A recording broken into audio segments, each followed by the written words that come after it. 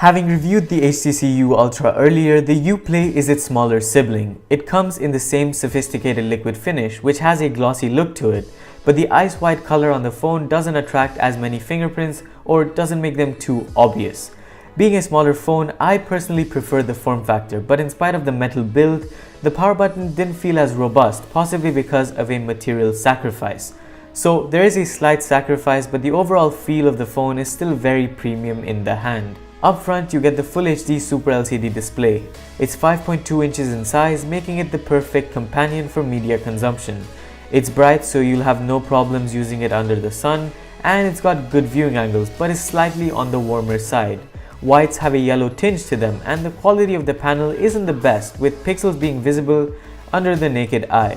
Although the Gorilla Glass protective layer on top is an added bonus from protection against scratches, and the slight curves to the screen are also a nice touch.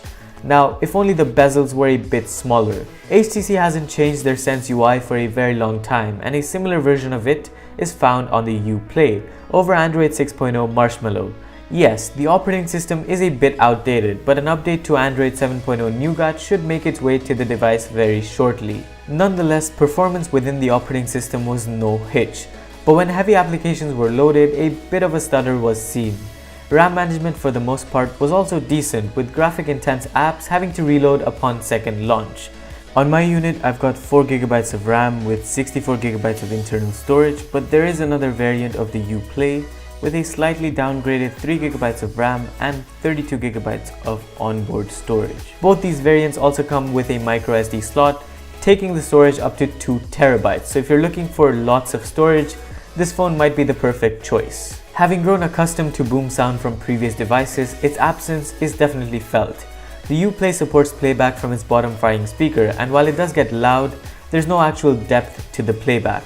More often than not, you also end up cupping the speaker when watching a movie or playing a game, so I'd recommend you use the Usonic headphones provided out of the box for any serious multimedia consumption or gaming, not only because the phone doesn't have a 3.5mm headphone jack, but also because the USB Type-C headphones fine-tune the audio experience to suit your ear canals, and it definitely works. Speaking of gaming, most games will work fine on the Uplay with the occasional frame drops on heavier scenes, but one thing's for sure, the phone definitely becomes warm to touch over prolonged usage.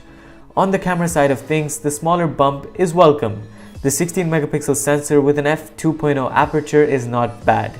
You get vibrant looking pictures with accurate colors, but sometimes the camera struggles to even focus. Although the shutter speed is slow, pictures maintain detail even in trickier lighting scenarios where the light is actually behind the subject.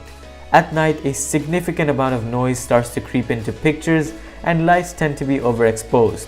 The pictures aren't unusable, but are not very impressive either. Over on the front, I was very happy with my selfies.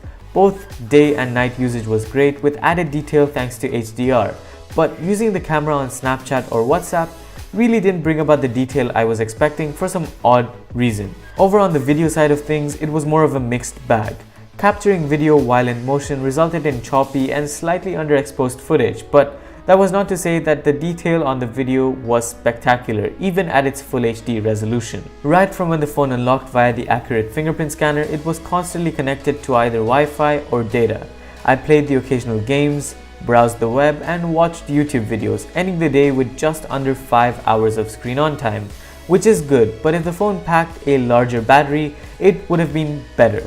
The 2500 mAh cell on the phone is definitely a sacrifice, so you will need to rely on battery saver mode once or twice throughout the day if you're using the phone very heavily, but on the bright side, fast charging on the phone will get you about 50% of charge in half an hour. So what's my verdict? The Uplay does many things right, but not fully. It feels like a second thought and a phone made to accompany the more marketable U Ultra. Its year-old software and hardware power is noticeable, with the phone's saving grace being its design and the camera to some extent. Even with support for microSD and dual SIM slots, its price just cannot compete with several budget options, one of which being the recently reviewed Honor 6X. Let me know what you guys think about the handset down in the comments below, and definitely be sure to subscribe for more videos in the future. I'll see you in the next one. Adios.